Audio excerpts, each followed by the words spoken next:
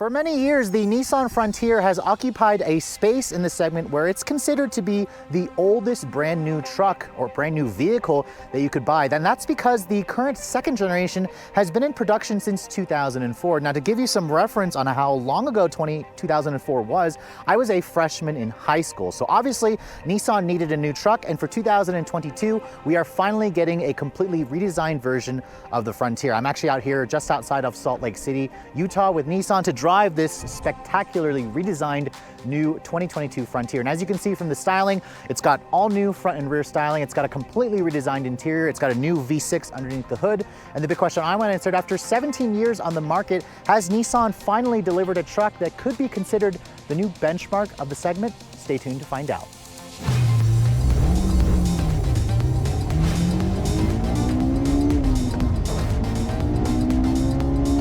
Now, of course, Nissan is on a mission to completely redesign their entire lineup. They're going through a big shakeup with new products, with new management, and the company is trying to completely transform themselves. They started a couple of years ago, of course, with, I believe, the new Versa, which went on to the new Sentra, the new Rogue, the new Pathfinder. The Frontier is just the next chapter of Nissan Next. That's what they're basically calling it. And as you can see from the design, they're taking a lot of styling cues here from the Nissan Titan Warrior concept, which is a very good-looking truck, and it's translated well into the full production version of the Frontier. Now, as you can see, looking at the new front end, this particular example that I'm showing you is the fully loaded PRO-4X model. It's the off-road oriented model, kind of competes with vehicles like the Tacoma TRD off-road, not necessarily a TRD Pro or Colorado ZR2, but it does give the Frontier the necessary chops, of course, to give it more of an off-road presence to it. Now, let's start, of course, with the front end. You have these new rectangular boxy shaped headlights, these square shaped headlights with the LED daytime running lights, which have the two individual lines right there. You have LED reflector low and high beams and LED turn signal, and the PRO-X and PRO-4X models give you these LED fog lights. You can get halogen fog lights on the SV trim and whatnot. And you can see the grille here, it's an all new design.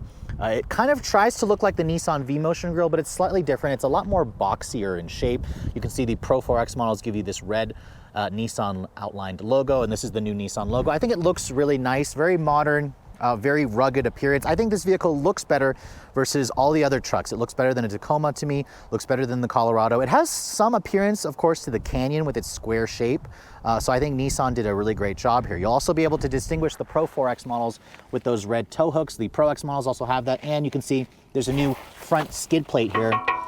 It also has two additional skid plates for a total of 3 skid plates underneath the vehicle that you get as part of the off-road PRO-4X model, which gives you the necessary off-road chops. Now, there are a couple things that I don't like. There's this fake Fender Vent here, which obviously you can see this is just an accent piece. It does make the front end look fairly nice, but let me know in the comments below what you guys think of the styling. I personally think this is now the best looking compact to mid-size truck in this segment, at least until Ford finally redesigns the Ranger, which should be based, of course, on the Ford Maverick platform. The Maverick and the Santa Cruz that are coming out are technically a segment below this new Frontier. Now, looking at the side profile, you can see Nissan actually preserved the length of the wheelbase at around 126 inches long. They didn't want to change the wheelbase because they didn't want to make this truck too big, whereas a lot of competitors are going larger. Nissan says that their customers preferred the truck stay smaller. Its overall length is around 210 inches long. It's available in king cab and crew cab like this one here with a 5-foot bed. This one has the 5-foot bed. If you guys go for an SV trim, they do offer a longer 6-foot bed. All the king cab models come with a 6-foot bed, which are going to, of course, be at the largest. This vehicle is around 225 inches long. This one here is 210 inches long, which is 5 inches longer than the previous generation. Now, let's talk about the wheels. You can see these are the beadlock styled wheels. They're not beadlock capable. They almost look like beadlock capable wheels, but these are just all for looks. A 17-inch wheel is the largest wheel that you can get. You can see the PRO-4X model includes these 265/70 R17 Hankook Dana Pro all-terrain tires. They're not my particular choice for all-terrain tires, but they do look pretty aggressive. They kind of try to compromise road and off-road capability. You can see the fender flares have that plastic look to them. This vehicle has around 9.8 inches of ground clearance, so it's actually about a 0.2 0.2 or 0.3 inches less ground clearance than the previous generation, which had slightly more. Now, Nissan says they're going to offer up to 80 different accessories on this truck versus 50 on the previous generation, so you can get things like step rails, roof rack crossbars. This one here has a premium package that includes just a standard size sunroof. There is no pano roof available on this truck. That's kind of the norm for this segment anyways. You can see, looking at the rest of the profile, it's a very conventional look. Nissan actually claims that they are using the same frame for this vehicle, the same body on frame, but redesigned suspension. You have Bilstein shocks on this particular Pro-4X model, which should help with the off-road capability. They really wanted this truck to, again, not alienate their core customer, but of course bring it into the 21st century finally. Now, looking at the rear, you can see some styling influences here are taken from the new Titan, which technically the Titan is also due for a redesign. The taillights, I really like these kind of LED combination incandescent design for the taillights. You can see they spell Frontier that's stamped onto the actual tail gate. There's a large Pro-4X badge. Here you have the same red accented Nissan logo though, which is the new logo. And down here you can see the exhaust is just a single exit to the side exhaust. Nothing too special there. This engine, which we'll talk about later on in the test drive. Now, opening up the tailgate, there's a new feature this year where the tailgate is finally damped. The old truck was so old that it didn't even have a damped tailgate. And just like the previous generation, they carried over with the utility bed hooks and tie downs, which is really nice. There's a new household power outlet in here with a 400-watt inverter. And you can also get LED lighting in the bed, which is a new addition. It's part of the convenience package that my tester has that also includes the spray-in bed liner. Nissan also wants you to point out that the bed walls, or the depth of the bed, is around 1.4 inches taller, so you get around a 7% more usable bed.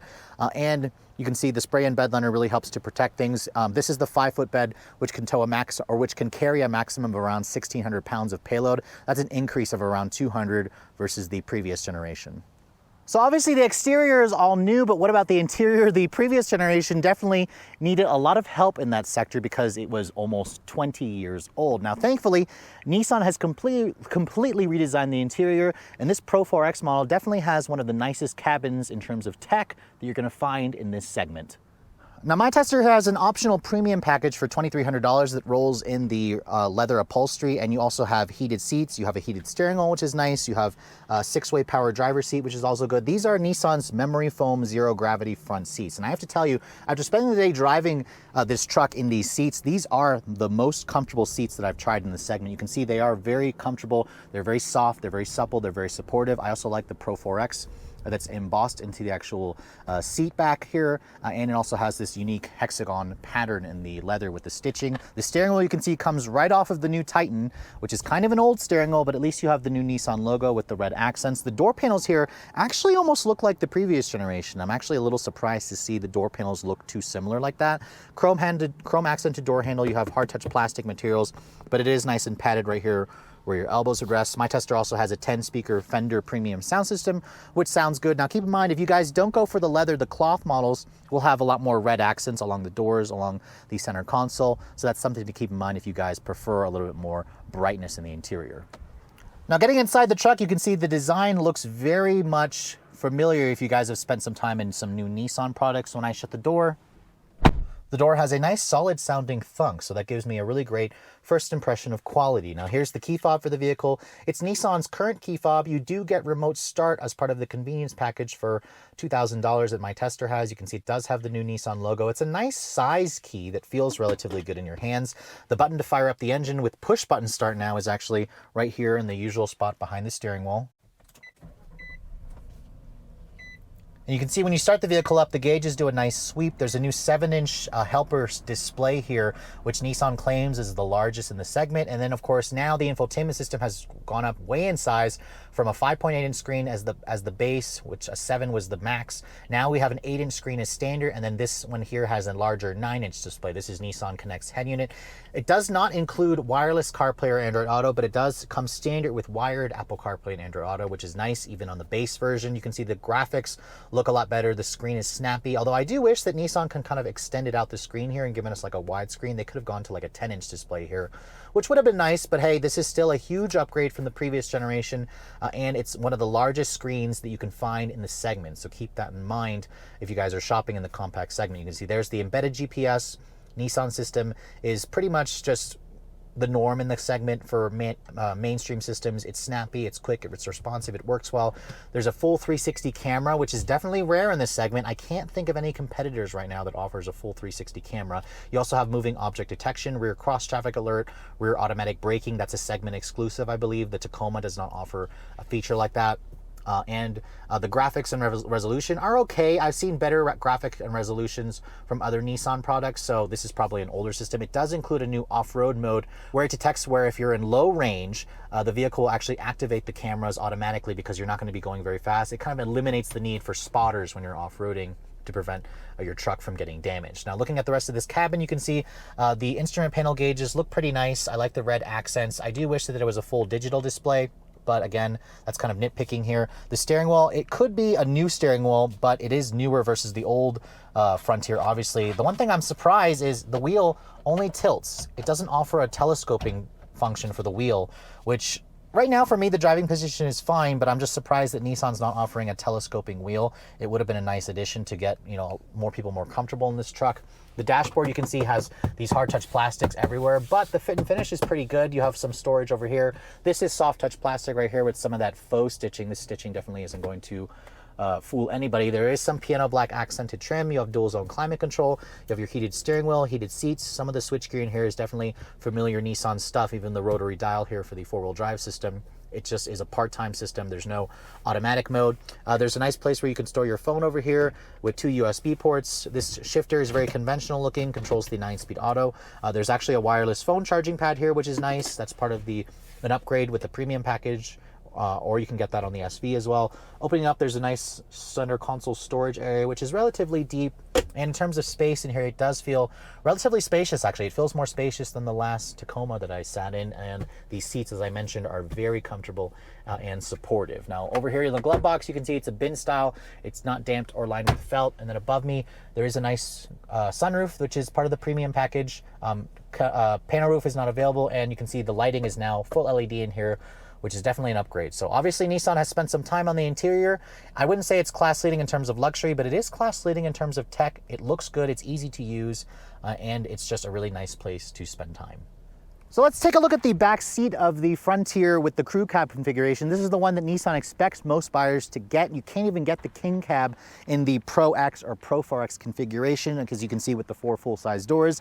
It does give you usable space back here. Now let me show you guys the door. When it opens up actually a pretty good amount, so you could get something like a car seat back here. But I will say that the rated legroom by inches is not as much as what I've seen from some competitors. As you can see, looking at the back seat here, the space Nissan says is around 33.6 inches of legroom. 33.6 is pretty small. However, this is still a huge upgrade, around 7 inches more legroom than what you get in the King cab, which only has around 26 inches of legroom in the second row. So this is the one you're going to want to get if you actually need to carry stuff or you just want more usable storage space back here. Now you can flip this bottom seat up. You pull this little lever here, and that flips the seat up. You can see there's a little bit of storage underneath here. Nissan actually hides the jack underneath this part of the seat. Just pull this lever again. The seat comes down, which is nice. When you get inside, there's a nice little grab handle here that allows you to kind of pull yourself in. And I'm 5'7", so I can fit back here pretty easily. The floor is actually not quite as high as I thought it was going to be, or low as I thought it was going to be. My knees are kind of up in the air.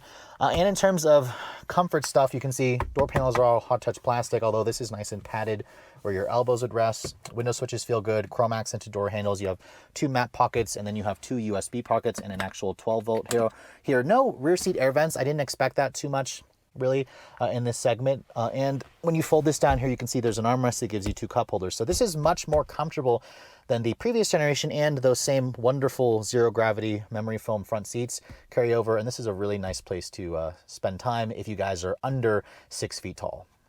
Now, under the hood of the new Frontier, Nissan actually keeps it pretty simple, unlike some of its competitors, which offer a plethora of different engine choices. The one thing that surprised me when I opened this hood, it's actually supported by a hydraulic strut. That's really unexpected. I was expecting it to just be a prop rod, considering this segment and how inexpensive it can be.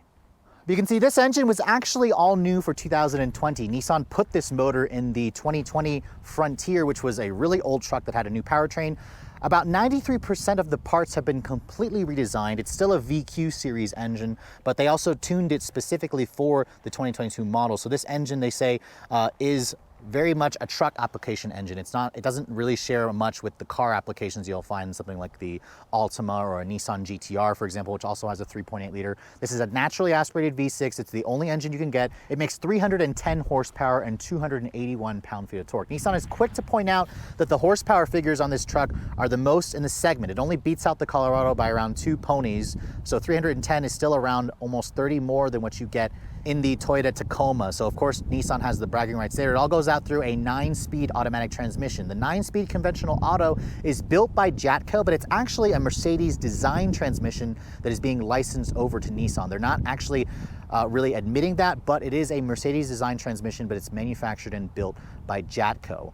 This is the only powertrain. There's no 4-cylinder, there's no hybrid option, there's no manual transmission. Nissan got rid of that for the 2020 model year. And fuel economy has also been announced. It's rated at 18 city, 24 highway with rear drive. This 4-wheel drive model is rated to get 17 city, 22 highway, and 19 combined. It is designed to run regular gas. The Frontier is maximum towing capacity is around 6,700 pounds. So they didn't change that. It's a little bit less than what you're going to find from something like a Jeep Gladiator. And as this one sits, it weighs in at around 4,700 pounds. This new Frontier is around 140 pounds heavier than the previous generation.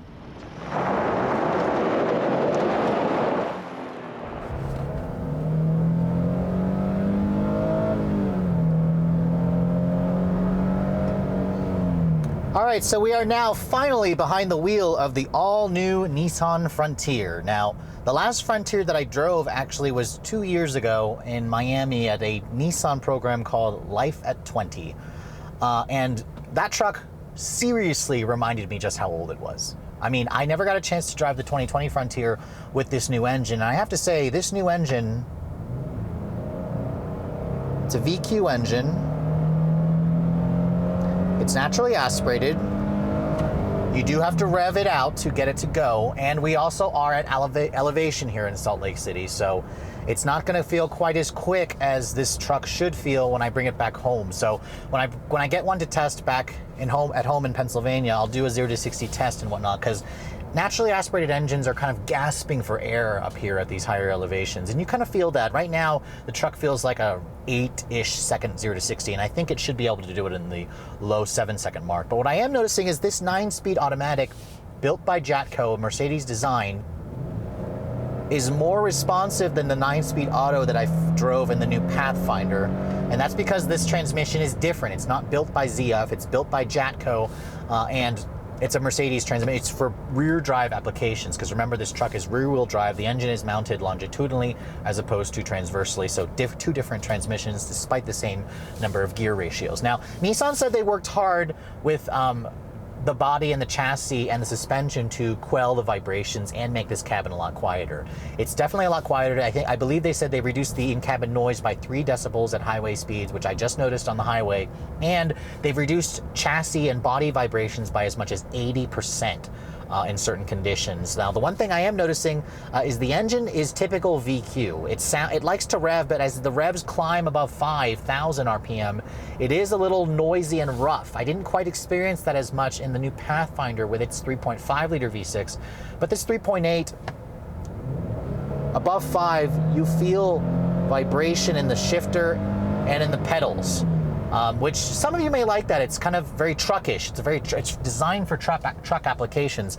But I have to wonder, could Nissan have done with a turbocharged 4-cylinder instead, like what Ford does with the Ranger? You'd get more torque than this engine. You wouldn't have to rev it as much. But some of you probably prefer a naturally aspirated V6, especially one that's built by, that's part of the VQ engine family. This engine's been around for 20, 30 years, honestly. So it's going to be reliable. Now, when you just drive it down the road, the new Frontier has a new level of refinement that the old one didn't have. Now, I will grudgingly admit again that the benchmark, the standards are low for this segment, but it's very much right up there with the new Tacoma, right up there with the new Colorado and Canyon, and up there with the Ranger, which is technically an old truck. The Ridgeline is still the most car-like and refined, and the Gladiator surprisingly also can hold its own, but it's still a Jeep. It's not the quietest on the inside because of the fact that you can take the roof and the doors off. But combine that with the comfortable seats, the good visibility, you have lane keep assist and lane departure alert, which is new. Although the lane keep assist doesn't actually steer you, it just vibrates the wheel, which is nice. It doesn't beep.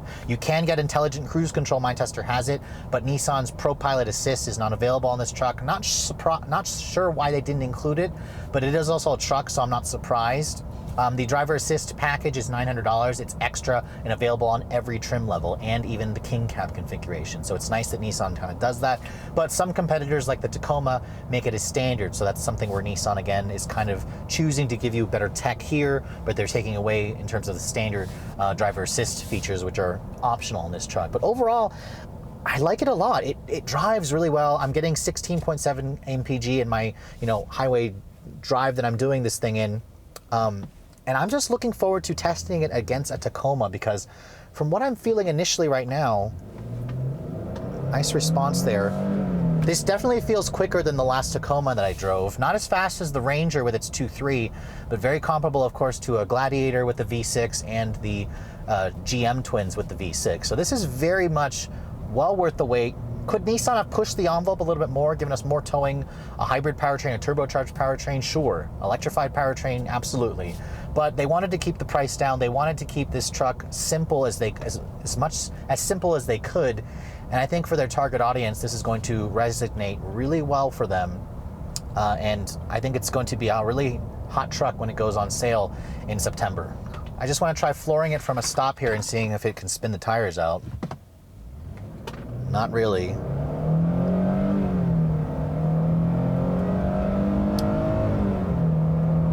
You can definitely feel it struggling for air as the engine's like gasping for air. It definitely feels slow up here in the mountains. It's got plenty of power, but again, if you want something faster, the turbocharged options are going to be the ones you're going to want, but you don't buy trucks like these to go drag racing in. Now, because we are in the Pro-4X models, Nissan also wanted to make sure that we had some time to try out the new Frontier's off-road capabilities. So as you can see, I am in 4-low right now, and I also have the rear diff locked. We have that electronic locking rear diff, which is nice to have, although they don't offer a front locker like they would in something like a Tacoma TRD Pro.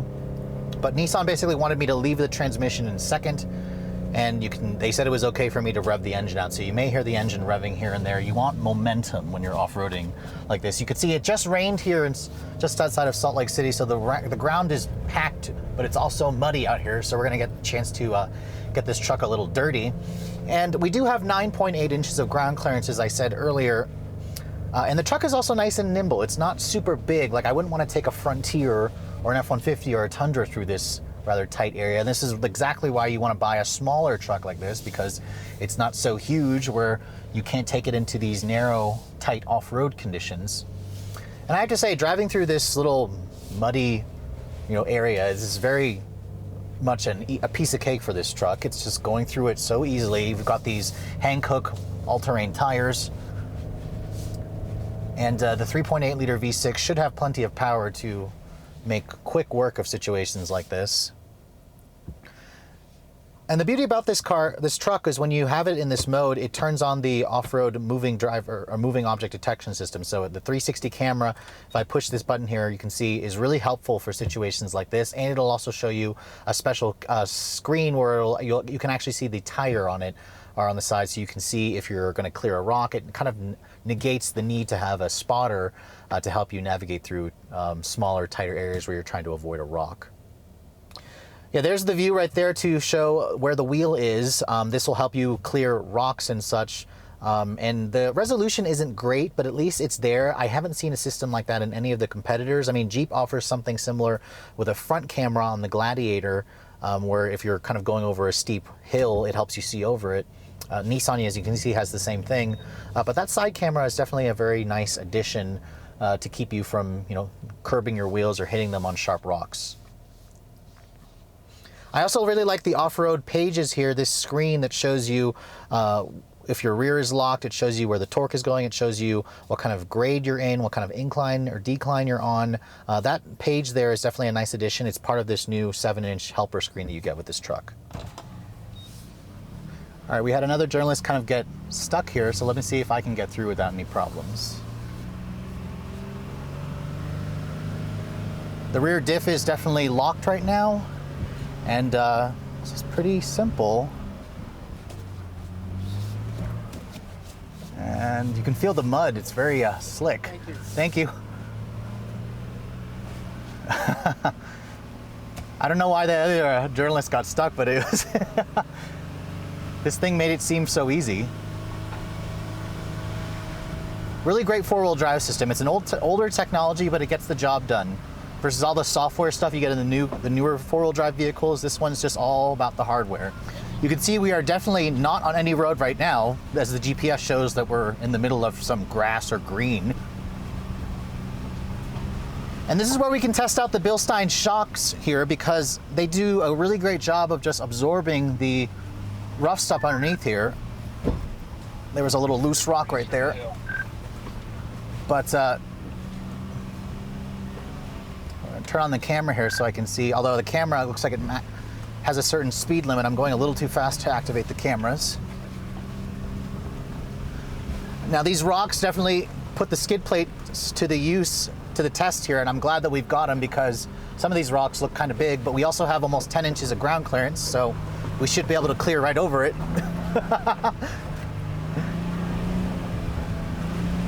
Nice.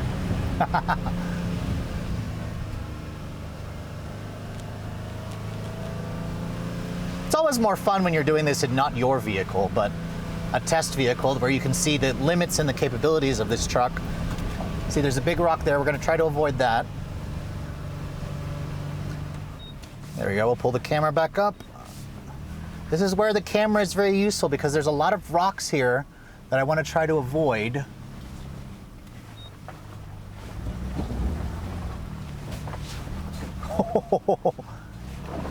There's some pretty good sized rocks, but four-wheel drive system's doing its job. And the tires are good. Decent grip up here. Ooh. I like the size of this truck. It's a good sized truck getting through these. Cool, thank you.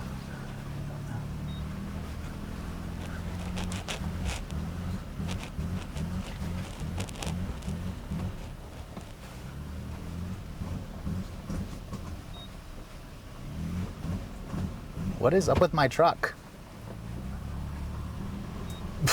Okay, what was that? For some reason you guys heard that, it didn't like that.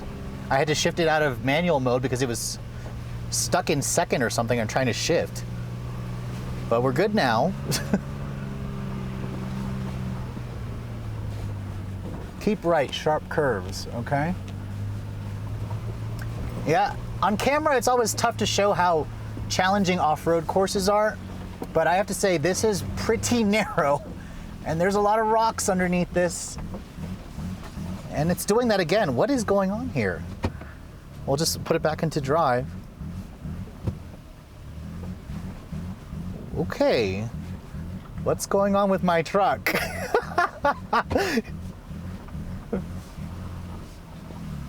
All right, all is well. I'll have to ask Nissan why it was doing that, because that's very odd. Yeah, and second, it doesn't like this. Is it? I feel like it's overheating or something.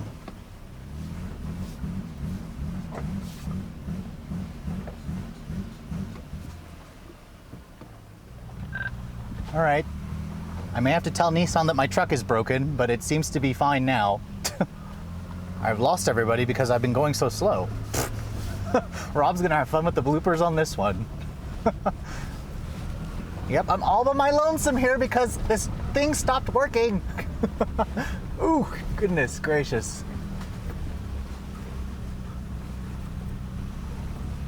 Yeah, these rocks look pretty jaggedy and sharp, so I'm thankful for these all-terrain tires with the small 17-inch wheel. You really need that sidewall protection here. This is where the camera comes in handy so that I can see over.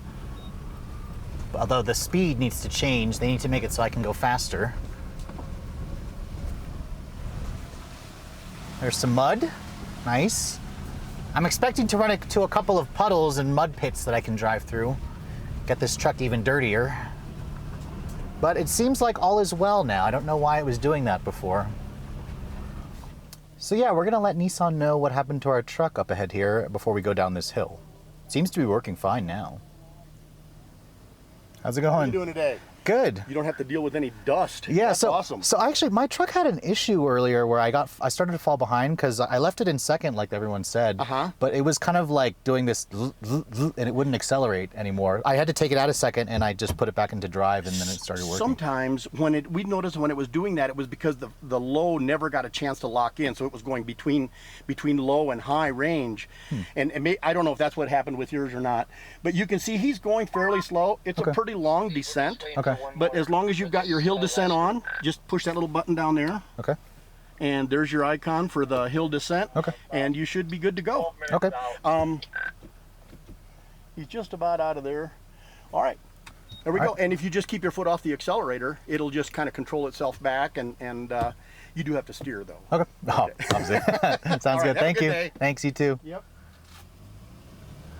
All right, so I'm pretty sure the car was in 4-low locked, so I'll have to ask a Nissan rep or executive what happened. But now we're gonna go down this relatively steep grade here, and I don't have to hit the brakes. It's kind of like off-road cruise control. You can see the car's braking for me.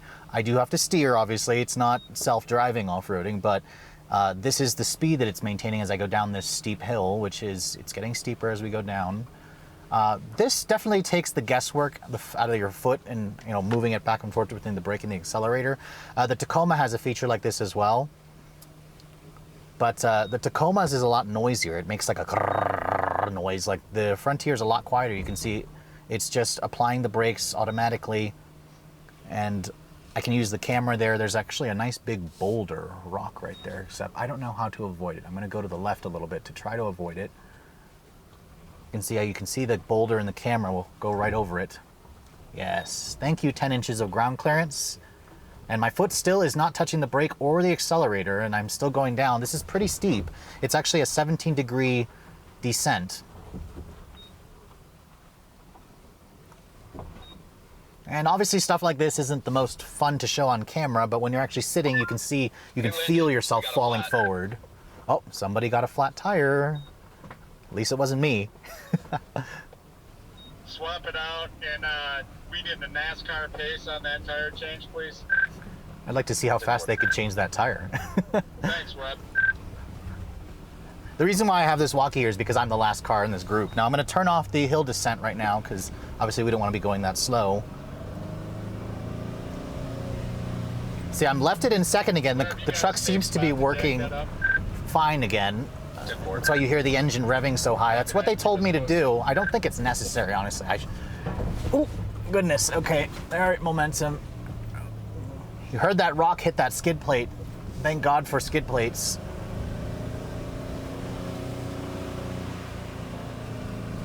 We're going to go ahead and take it out of second gear because I do not like how the engine is revving that high. I don't think it's necessary. But yeah, I mean, the PRO-4X model is very much off-road capable and ready from the factory floor, from the showroom floor. But I wonder, could Nissan do an even more off-road oriented model, like a Pro Extra Pro or something? Obviously they can't talk about new products, but I think a extra off-road capable version of this would probably do well. So it's hard to imagine that we've been waiting nearly 20 years for an all-new version of the Nissan Frontier. And I have to say, 20 years is a long time to wait. And I have to wonder what took Nissan so long. I mean, yes, the old Frontier was still surprisingly selling decently well. Nissan consistently does around 70,000 units every year. Although last year in 2020, of course, with the coronavirus pandemic, sales fell off a cliff and they got cut in half. Nissan only did around 36,000 Frontiers. Compare that, of course, to Toyota, who did around 230,000 Tacomas. So obviously, Nissan has some work to do, and this new Frontier should definitely be bringing in a lot more buyers. Nissan is targeting around 70,000 sales this year, and I have no doubts that they'll be able to reach that because after spending the day driving this vehicle, it very much for me is the new benchmark. Now, I will grudgingly admit the benchmark is kind of low in this segment. The Tacoma is the best seller, and it's obviously due for a complete redesign. It still feels like an old truck. This, you can tell, has the bones of the old Frontier. However, they've really done a lot here to make it better. The new powertrain, while it's not the smoothest engine, offers a lot of horsepower. It's got a great 9-speed automatic transmission. It's got a great 4-wheel drive system. It's very off-road capable. It's a good-looking truck, and it has some of the best tech features that I've seen in the segment. And the beauty about the new Frontier is you don't have to pay an arm and a leg to get a modern truck like this that you can use in the real world. This truck starts at $27,800 for the base S King Cab version, plus an $1,100 destination charge. Nissan only charges you around $1,600 more if you guys want to get four-wheel drive. Now, of course, the Pro-4X model is the fully loaded version, and unlike last year, this is actually a little bit cheaper than the previous generation because leather is now optional on the Pro-4X, part of that premium package for $2,300. It starts at $37,500 for the Pro-4X. My tester here with basically the convenience package, the premium package, the tech package that gives you the adaptive cruise control. This one here, all in with destination stickers for $44,150. So 44 grand is a good chunk more expensive than the previous generation. I'm sorry? Okay, I'm sorry. I'm just taking some video. I'll take it off when I'm done. Where was I again? This is gonna be a good blooper, Rob. I got yelled at. This truck here is around $44,150, which means it is a little bit more expensive, obviously, than the previous generation, because the previous generation truck topped out at around $40,000. But I'd say an extra 4 grand for all the tech and convenience and luxury features that this has definitely makes it a lot more appealing. And it's around the same price as fully loaded versions, of course, of the GMC Canyon, the Toyota Tacoma. So really, if you're in the market for a compact truck and you want something that is, again, proven, but also now into the modern age that isn't gonna cost an arm and a leg, you should definitely be putting the new Frontier at the very top of your list. But with all that said, I hope you guys have enjoyed my full overview on this 2022 Nissan Frontier Pro-4X. If you're also looking to see the latest cars I'm testing, be sure to follow me on Instagram at redline_reviews, like us on Facebook, and as always, guys, please keep subscribing to the Redline Reviews YouTube channel for all the latest reviews. Thank you so much for watching. I'll catch you all in the next video.